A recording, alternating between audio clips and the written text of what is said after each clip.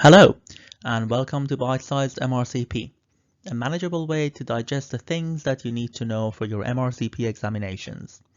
We are two junior doctors based in the UK who have passed all three aspects of the MRCP examinations within the last 5 years and want to help you do the same. We are not associated with any MRCP examination organizations, and the material covered are by no means an exhaustive list of what can come up in your exam, and indeed they are not intended to be used as medical advice. Please refer to your College of Entry or your friendly supervisor for further questions regarding the exam and syllabus. If you like the sound of what you hear today and would like to join us for more bite-sized revision, give us a thumb up and press the subscribe button.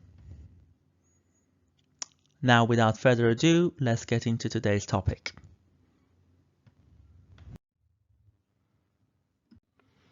We are going to talk about osteoarthritis, which is under the section of rheumatology.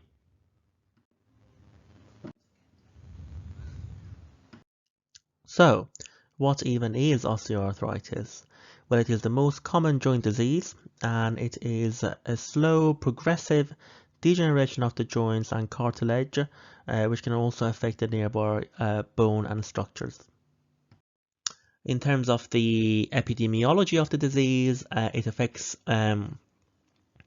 male more than female if you're talking about below 45 years of age, and female more than male if you're talking about more than 45 years of age. It affects on average about 20 to 30% of adults, and also 70% of those 70 years and older. It's a leading cause of disability in the elderly, and the prevalence of this increases with age. In terms of the etiology, so the pathophysiology of this is actually really quite poorly understood. It tends to affect the joint bearing excess loads such as hips and knees, and can also develop under normal loads due to secondary causes such as trauma. It can be localized or generalized in terms of the pattern of the disease. About the risk factors, as we discussed earlier, increasing age, obesity. So if you think about it as an increasing load, if you have increased adipose tissue, you're gonna put your joints, especially the weight-bearing ones, under more stress. Previous trauma to the joint as a secondary cause, smoking, and finally occupation, especially those with high impact loading such as runners and footballers.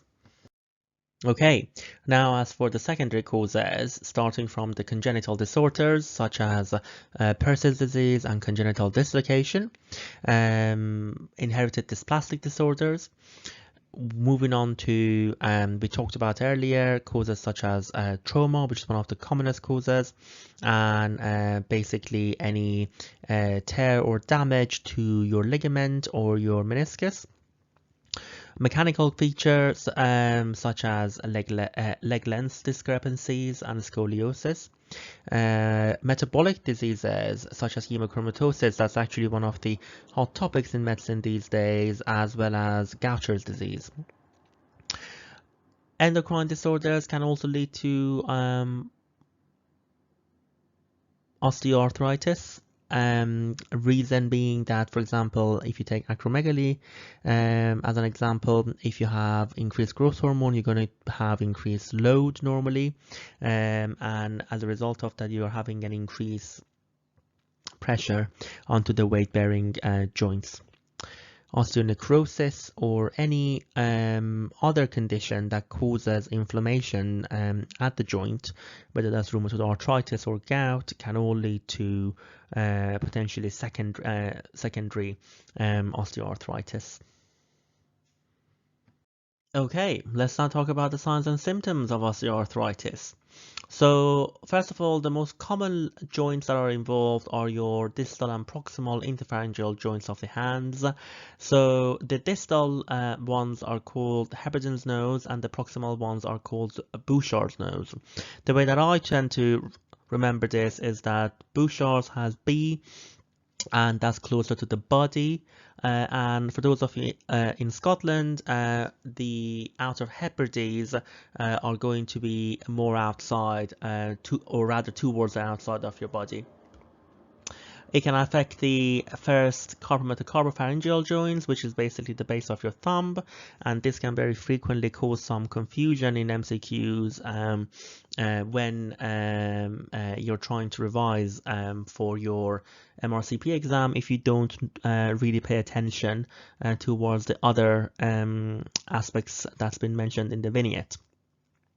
As we discussed earlier, it can very frequently affect your weight-bearing or rather load-bearing joints, such as your hips and knees, and it can also affect the facet joints of the spine.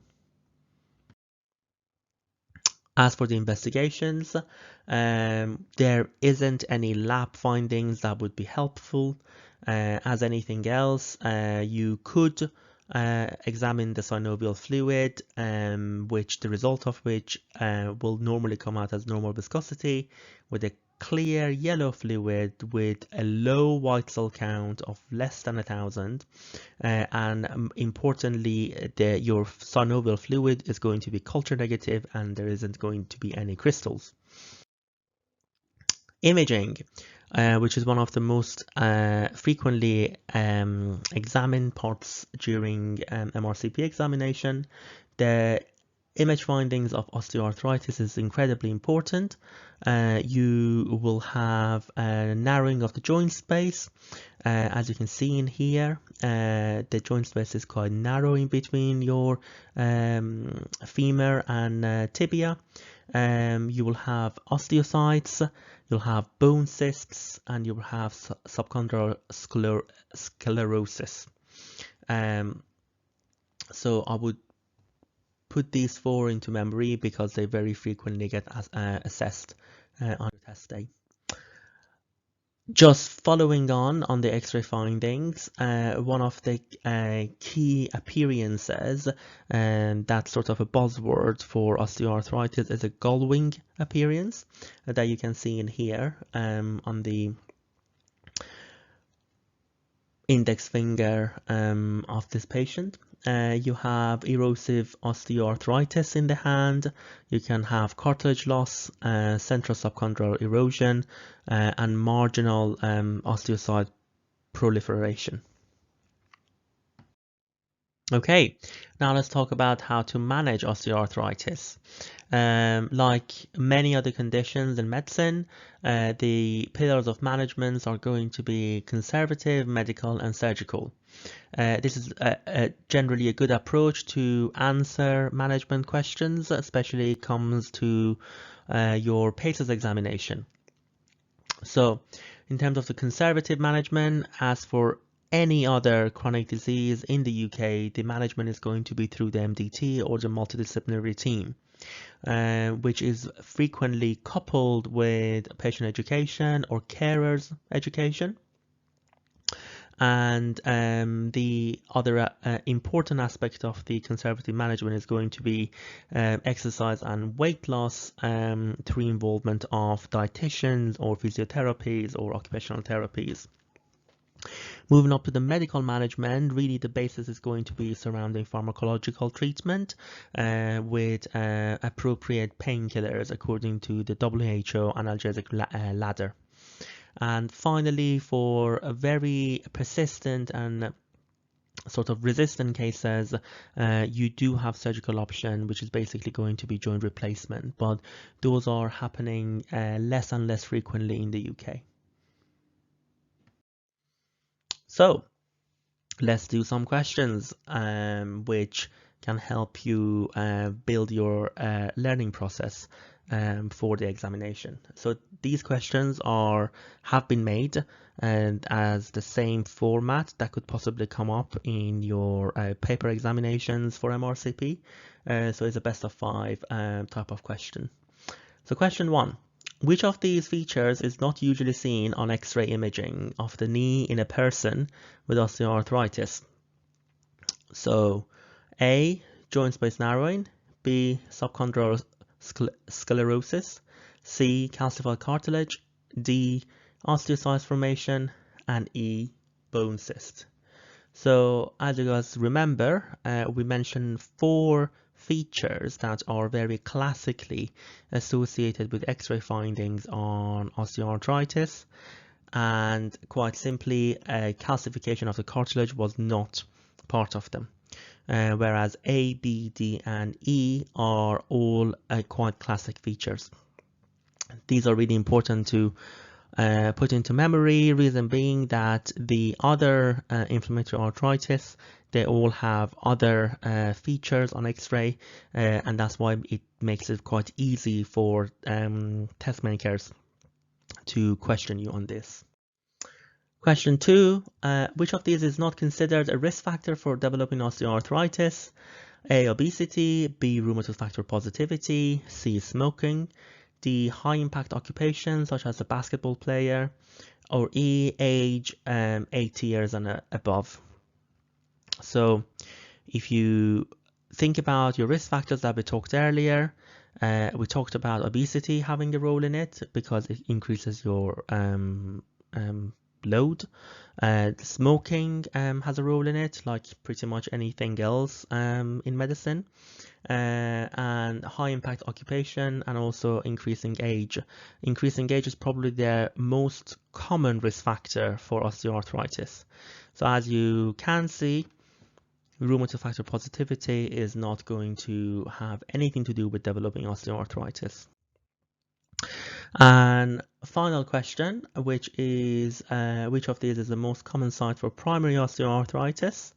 So we've got A, metacarpopharyngeal joint, B, wrist, C, ankle, D, knee, and E, elbow. And if you remember me talking to you about the fact that this is going to be most commonly on the weight-bearing joints, you will be able to correctly identify this, that this is going to be option D, and that's your knee. And that's it for our today's episode on osteoarthritis. If you like what you've heard today, give us a thumb up and hit the like and subscribe button below to make sure that you don't miss on any of our future episodes. Let us know in the comments which topics you would like us to cover in the future, and see you in the next episode.